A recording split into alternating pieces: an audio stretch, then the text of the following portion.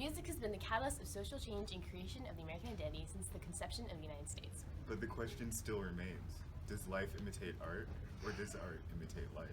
Let's go talk to a few of the greats to find out. Okay, but how far back in history are we going? All the way back. No. Let's go back to the Revolution. Why are you like this? Don't be such a Groome. Don't be such an overachiever. Let me do my job. You're doing a terrible job. We're starting in the 1900s. But that takes out all the fun stuff. You have 30 seconds to summarize American music before 1900. Go. Challenge accepted. Well, in the Revolution, Americans began developing an independent identity through the use of war music, used to distinguish itself from British troops through the use of its distinctly American instruments such as drums and flutes. And from this period, the U.S. developed rather slowly until the Civil War, when patriotic tunes and American traditions surrounding the war started exploding. And then, in the next 50 years, American culture rapidly expanded and music became a part of United States popular culture as various cultural groups began to synthesize into popular forms of music such as ragtime and jazz in the beginning of the 20th century. And time. Got it. Done. Now we get to the important stuff, the 1900s. I just did the important stuff. Mm-hmm. Sure you did. Well, you just go right ahead then. I will. Fine. Fine. Fine.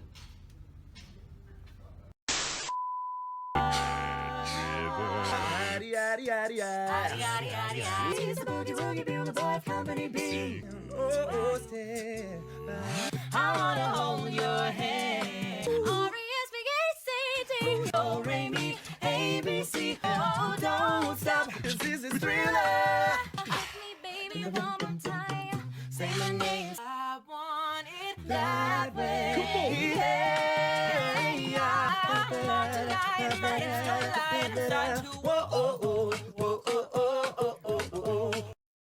The narrators are no longer speaking to each other, so we will begin our first interview. During the 1920s, the new contemporary genre of music, jazz, have been highly frowned upon by the older generations. We continue to see this trend of old versus new throughout American music history. Here's an interview that is definitely from the 1920s that elucidates this trend during the Roaring *20s. Here with us today we have Miss Dorothy Miller and her daughter, Miss Shirley Jones. Shirley! I named you Mildred! I know, Mother. Why do you think I changed my name? Lord have mercy. Alright. Continuing on, Miss Jones, you recently expressed your concerns about the habits of the youth today. Can you elaborate on this? My little Millie just hasn't been the same since she left the farm. Mother, I told you, I get good pay in the city. I'm not dependent on anyone anymore. The morals of that place, not to mention the hemlines. Don't be such a blue-nosed, Mother. It's fashionable. But I didn't raise you to be this way. I knew that jazz music was running your soul. Yes, the monumental shift in generational music. Tell me more about that. Contrary to popular belief, jazz is an art. It's a freedom of expression. But why couldn't you get this passionate about farming or something else that would condemn your soul? Jazz gives us the gift of independence, Mother. But women aren't meant to be independent, Mildred. Surely. Mildred, you need to stop with these crazy ideas and settle down with a nice young man who can take care of you. How has independence of jazz affected the traditionalism of country life? Well, for one thing, sensible girls don't listen to their sensible mothers. I have a job in the city now, Mother. I have responsibility and a chance to make something of myself. There's a meaning to my life. Jazz. Before the 1920s, music wasn't really a form of popular entertainment, but with the arrival of forms of music such as jazz and the widened accessibility of radio, it became a part of people's daily lives.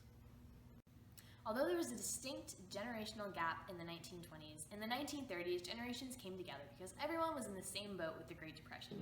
Feelings of uncertainty prompted the popularity of the blues era, which was led primarily by pioneers such as Bessie Smith and Robert Johnson. The implementation of radio also caused an increase in the nation's ability to listen to their favorite music at any given point. Chicago's Edgewater Beach Hotel houses this top studio of its time. Drapes hide microphones, glass walls shut out unwanted sound. Here are among the first motion pictures of broadcasting. Members of Chicago's Civic Opera sing the quartet from Rigoletto. Here's Florence Macbeth. Broadway shows were also instrumental in introducing the public to different forms of music.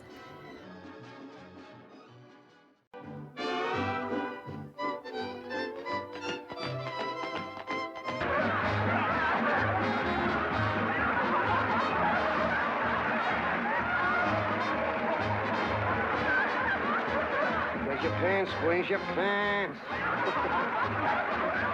Gee, I forgot. As a result of the Second World War, music in the 1940s reflected the pain the country had been going through while staying optimistic and upbeat about the future.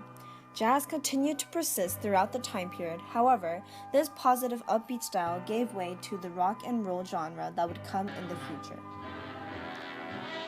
Artists like Dizzy Gillespie and Cab Calloway were especially prominent in revolutionizing jazz into the optimistic, upbeat sound we hear throughout the 40s. These two artists have been particularly monumental in the new jazz by adding a faster tempo and scat singing, which is improvised singing to imitate an instrument. Cab Calloway was even known as the Heidi-Ho guy due to his scatting. Calloway even admitted to just making up random noises when he forgot the words to his songs. Heidi, Heidi, Heidi, ho. Heidi, Heidi, Heidi, ho. Ironically, whereas jazz had been the new contemporary style the old folk didn't like in the 1920s, in the 1950s, the people who listened to jazz frowned upon those who listened to the ever so scandalous genre of rock and roll, which makes sense if we think about it in terms of time. The new genre of rock and roll consisted of artists such as Elvis Presley, Johnny Ray, the Crookes, the Fontaine Sisters, and the Paul and Mary Ford. Television particularly contributed to this revolution of rock and roll, particularly the show American Bandstand. Stroll across the floor. I shan't go down by the social hall. When the joint starts jumping, gonna help me fall. Rock music in the 1960s was heavily influenced by British bands such as the Beatles, the Yardbirds, and the Rolling Stones. These bands found their roots in American musicians such as Robert Johnson.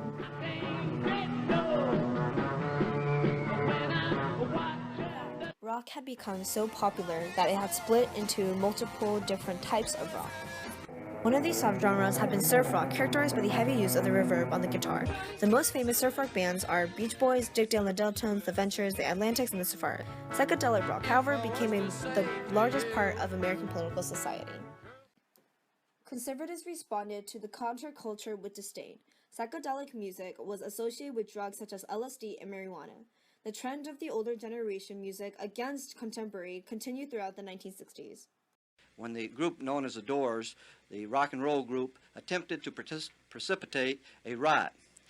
This situation is a blot upon our community and those that are responsible for profiting as a result of depravity and immorality as occurred here, and where you have children from 9 to 14 years of age being subjected to such obscenities.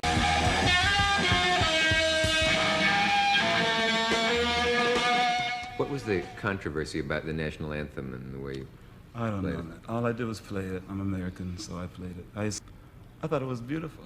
But there you go. During the 1970s, rock and roll music continued to expand and diversify.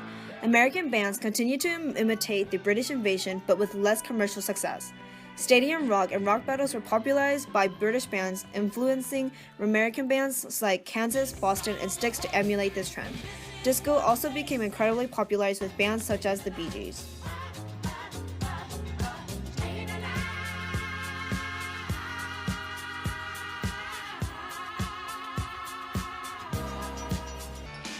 With the downfall of the American economy in the 1970s, music began to imitate the struggles of the American working class like music had in the 1920s.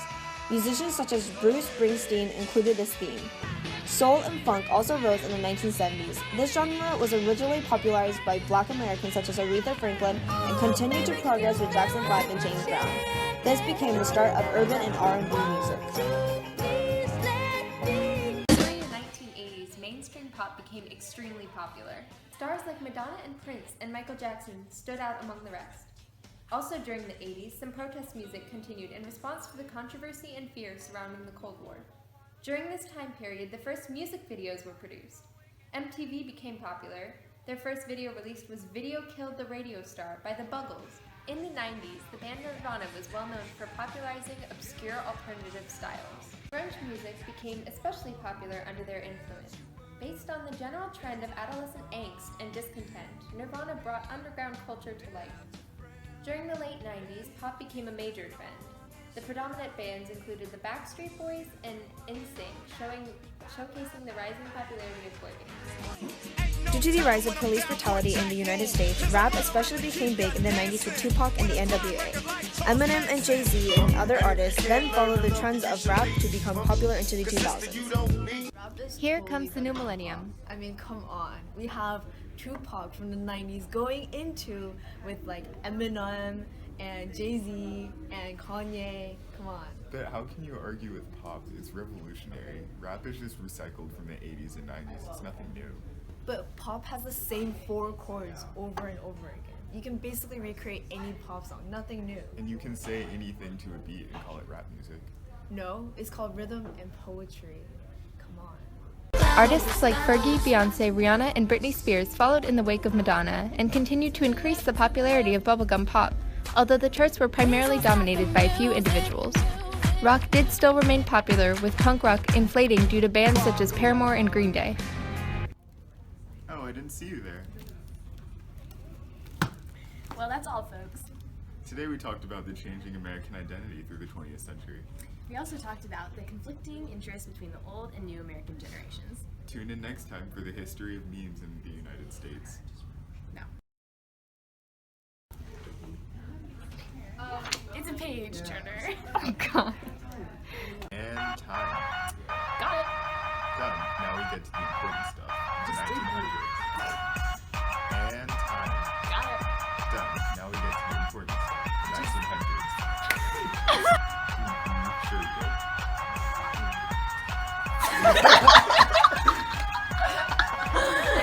It's a freedom of expression. Why couldn't you get this past without farming? I mean, it's... Fine. Fine. The narrators are no longer speaking to each other. Wait, no, have them like... Yes. Yes. The monumental shift in generational... Yes. The monumental shift in generation... Yes.